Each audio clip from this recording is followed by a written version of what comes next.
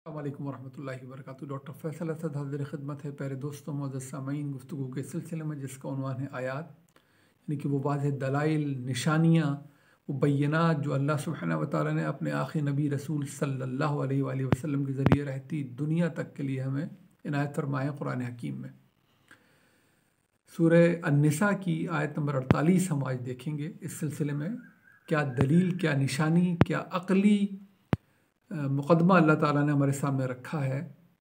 पहले उसने बताया, हम सब जानते हैं कि अल्लाह ताला हर जुर्म को, हर गुनाह को माफ़ करेगा अपने क़ानून के मुताबिक।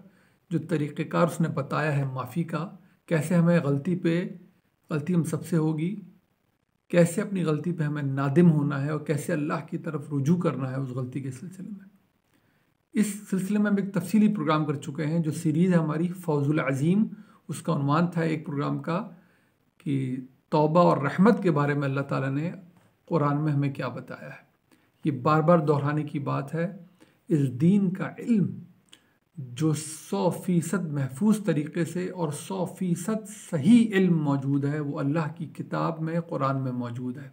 बाकी जो कुछ जो हम कहते, सुनते, पढ़ते, सिखाते हैं, वो इस कुरान के मुताबिक है तो ठीक है, कुरान के मुताबिक नहीं है तो हमेशा कुरान के मुताबिक उसको करना चाहिए, उसको दुरुस्त कर लेना चाहिए। अपने सारे ख़यालात को, अपने सारे जो कुछ हम दीन के बारे में समझते हैं, जानते हैं, उसको बार बार कुरान पढ़ने की वजह ही यही है। कुरान से रुजू करते रहें और अपनी गलतियों को, अपने ख़यालात को सुधारते रहें। उनमें जो गलती पाई जाती है वो हमने कहीं से भी सुनी हो, किसी भी उन्वान और किसी नाम से सुनी हो, कुरान अल्लाह की फ़ुरक़ान हमारे पास मौजूद है, मीज़ान हमारे पास मौजूद है। इसके मुताबिक अपने ख़यालात को, अपने सारे ईमान को, अपने सारे इस्लाम को इस किताब के मुताबिक हमें करना है।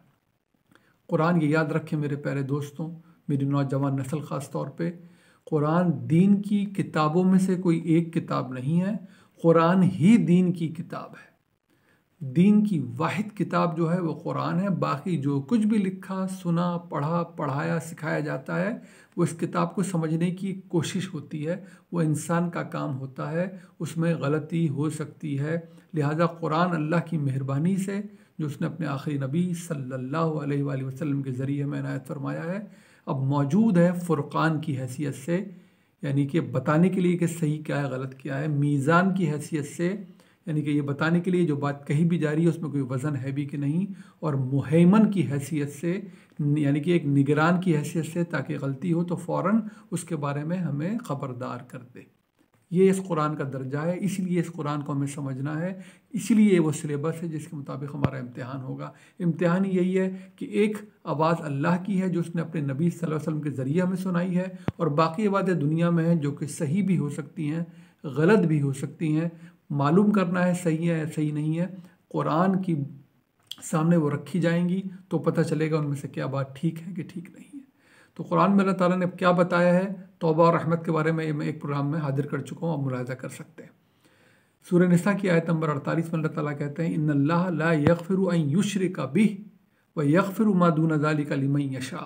अल्लाह ताला शिर्क को हरगिज़ माफ़ नहीं करेगा, शिर्क के लिए कोई माफ़ी नहीं है। इसके अलावा जो जराइम या गुनाह हो जाएँ किसी से, वो अल्लाह अपनी मर्ज़ी के मुताबिक, यानी कि अपनी पॉलिसी के मुताबिक उनको वो माफ़ कर सकता है। वमन युशरिक बिल्लाहि फ़क़द इफ़्तरा इस्मन अज़ीमा। जिसने अल्लाह के साथ शिर्क किया, दरअसल उसने बहुत ही बड़ा झूठ अल्लाह पे बांध के अपने सर बुराई ले ली। तो ये है वो अक़ली दलील जो मैंने आपके सामने रखनी थी कि अल्लाह के साथ शिर्क को अल्लाह जा बजाय कुरान में, और यहाँ पर तो ख़ास तौर पे साफ हम समझ सकते हैं, अल्लाह ताला ने शिर्क को कहा है वमन युशरिक बिल्लाहि फ़क़द इफ़्तरा इस्मन अज़ीमा, कि अल्लाह के साथ शिर्क करने का मतलब अल्लाह पे बहुत ही बड़ा झूठ बांधना है और बहुत ही बड़ी बुराई और जुर्म अपने सर लेना है। इसलिए ये 5 बड़े नाकाबिले माफ़ी जराइम की जो फहरिस्त अल्लाह ने बताई है, उनमें से एक है अल्लाह पे झूठ बांधना या अल्लाह के साथ शिर्क करना। ये सूरह आराफ की आयत नंबर 33 में भी हम मुलाहिज़ा कर सकते हैं, जहाँ उसने एक साथ भी लिस्ट हमें ये पूरी फहरिस्त बना के दे रखी है। ये झूठ बांधना क्या मतलब है, इसमें क्या अक़ली दलील मौजूद है। जब हम ये अपने गिरदोपेश का जायज़ा लेते हैं और देखते हैं कि हम आसमान है, एक ज़मीन है, पहाड़ हैं, दरिया हैं, समंदर हैं, इनमें पाए जाने वाले अमाबिल हैं, हम सांस ले रहे हैं, उसमें हवा का एक ख़ास तनासुब है। अगर हवा में इस तनासुब से गैस मौजूद ना हो, ऑक्सीजन 21% ना हो, नाइट्रोजन 79% ना हो, बाकी गैसें ना हो, तो हम सांस ही ना ले सकें, हम अपने अंदर ऑक्सीजन ही शामिल ना कर सकें। ऐसी कितनी ही मुतज़ाद चीज़ें हैं जो इतने बेहतरीन तनासुब में एक साथ काम कर रही हैं कि इंसान की अक़ल शशदर और दंग रह जाती है कि ये इत्तफाक़ से नहीं हो सकता। ज़रा सी भी अक़ल इंसान में पाई जाती है तो वो पुकार उठता है, उसके अंदर से पुकार उठती है कि ये ख़ुद ब खुद नहीं हो गया। इतना शानदार डिज़ाइन मौजूद है तो यकीनन इसके पीछे एक डिज़ाइनर मौजूद है। हमारी अक़ल ये मान ही नहीं सकती कि एक छोटी सी पेंसिल, एक कुर्सी, एक टेबल भी आप से आप बन सकती है, ख़ुद ब खुद वजूद में आ सकती है। जैसे ही हमारी अक़ल ये जान लेती है, इतना शऊर हम में आ जाता है कि हम डिज़ाइन को समझ सकें, फ़ौरन बग़ैर बताए हमारी अक़ल अगला कदम उठाती है और कहती है अगर डिज़ाइन है तो डिज़ाइनर भी लाजमी है। जिसकी समझ में डिज़ाइनर नहीं आता, दरअसल वो डिज़ाइन को ही समझ नहीं पाता। ऐसे शख्स को तालीम की ज़रूरत है मज़ीद, ऐसे शख्स को अपने शऊर को मज़ीद बढ़ाने की ज़रूरत है, या फिर ऐसे शख्स को अपनी हठधर्मी को दूर करने की ज़रूरत है कि वो समझ तो रहा है, जान तो रहा है, लेकिन मान नहीं रहा। तो जब डिज़ाइन नज़र आता है तो डिज़ाइनर आप से आप समझ में आ जाता है कि कोई डिज़ाइनर है। यहाँ तक की बात तो हमारे अंदर से फूट कर बाहर निकलती है, हमारी अक़ल हमें समझाती है। जब हम ये कहते हैं कि नहीं, डिज़ाइनर एक नहीं है, एक से ज़्यादा है, तो इसके लिए अब हमें मज़ीद भी कोई दलील चाहिए।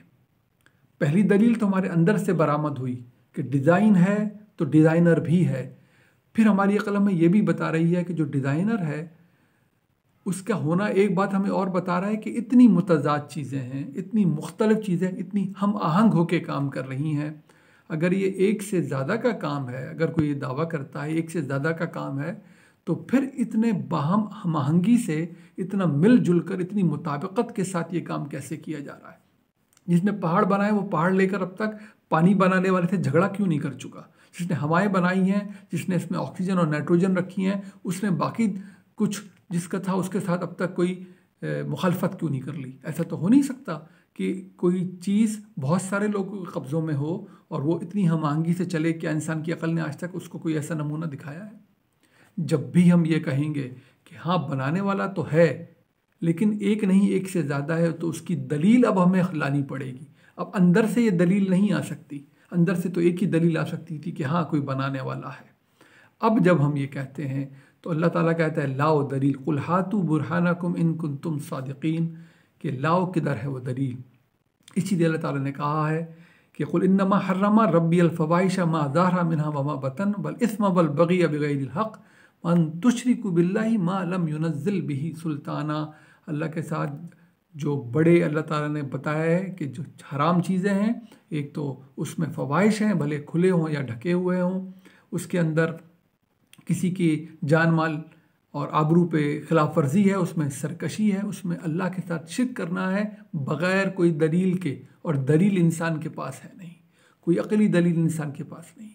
और वन तक़ूलू अलल्लाहि मा ला तअलमून, अल्लाह के बारे में, दीन के बारे में कोई ऐसी बात कहना जो जिसका इल्म मौजूद ना हो, जो अल्लाह ने ना कही हो किसी सनद के साथ, ये सब अल्लाह ताला ने कहा है कि ये बिल्कुल भी किसी तरह काबिल माफ़ी नहीं है। यही 5 बड़े जराइम हैं जो अल्लाह ताला ने बताए हैं, यही है वो 5 चीज़ें जिनको हम हराम कहते हैं। उनमें से इज़हार शिर्क है, और उनमें से यही बात है कि अल्लाह ताला के बारे में कोई बात की जाए जिसका हम सनद ना रखते हो, इल्म ना रखते हो। तो या अक़ल से तो कोई दलील हमारे पास है नहीं। दूसरी दलील हम क्या लाएंगे? दूसरी दलील आएँ कि दिखाइए कोई सनद है, अल्लाह ने कोई सनद उतारी है। इसके जवाब में इंसान अगर अक़ल से दलील नहीं ला सकता तो यकीनन कोशिश करता है कि कोई सुनी सुनी बात कहे कि जी मैंने अपने बड़ों से सुना है, कहे जी मैंने फ़ला फ़ला स्कॉलर से सुना है, कहे जी मेरी किताब में ये लिखा है।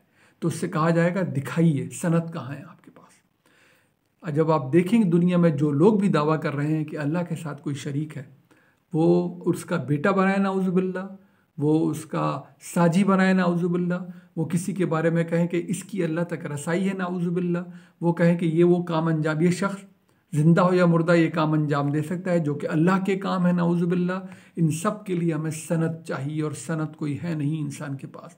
आप किताबें देख लें, उठा के देख लीजिए वो सारा मवाद जो शरीक अल्लाह के बनाने की कोशिश करता है। इंसान के मजमूई अक़ल ने आज तक उनको नहीं माना।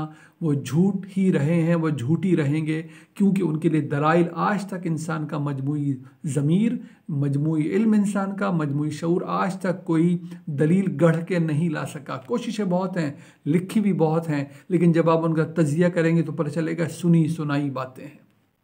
भले वो देवी देवताओं की सूरत में हो, वो किसी को अल्लाह का बेटा बनाने की सूरत में हो, भले वो ये दावे हों कि फ़लाँ फ़लाँ फ़लाँ जिंदा या मुर्दा शख्स ये अल्लाह तक रसाई रखता है। दलील क्या है? जैसे ही आप दलील उनसे सुनेंगे आपको पता चलेगा कि वो बिल्कुल बेतुकी, बेइल्मी, बेअक्ली बातें करना शुरू कर देंगे। सनद अल्लाह सुब्हानहू व तआला ने कोई उतारी नहीं है। ये उसका कहना है कि मैंने कोई सनद नहीं उतारी।